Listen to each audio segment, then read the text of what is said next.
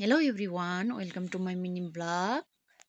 आज चाहिँ हामी बाहिर यसो माथितिर डाँडातिर घुमेर आऊँ भनेर निस्किन लागेको। यहाँ चाहिँ निस्किन तयारी गर्दैछौँ। दादा चाहिँ हिँडिसक्नुभयो। दादा र बहिनी चाहिँ बाइकमा जानुहुन्छ, हामी चाहिँ गाडीमा जाने।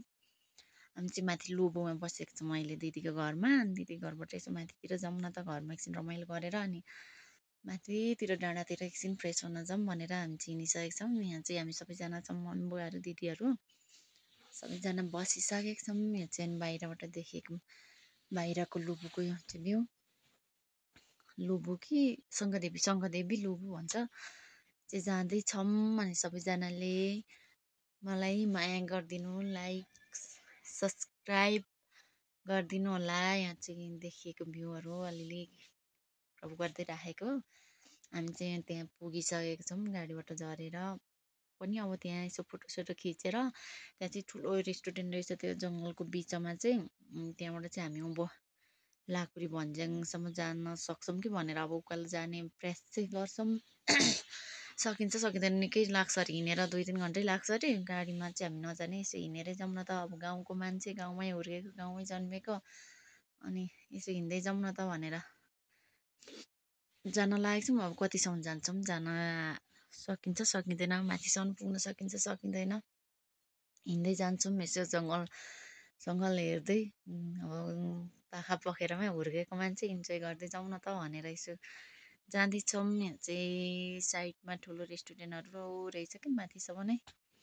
लाकुरी भन्ज्याङ चाहिँ हामी अब प्रवेश गर्दैछौँ। सकिन्छ सकिँदैन, उकालो रहेछ बाबुहरू, अब खासै हिँड्नु सक्दैन होला यस्तो उकालो चाहिँ। अनि कतिसम्म जान्छौँ, यसो फोटोसोटो खिचेर झर्नेछौँ। फोटो खिच्ने, टिकटक बनाउने त्यही त हो हाम्रो रमाइलो, त्यही हो। अनि मम्मी चाहिँ यत्रो उकालो हिँड्नु सकिँदैन, आधीबाटै फर्किने भयो।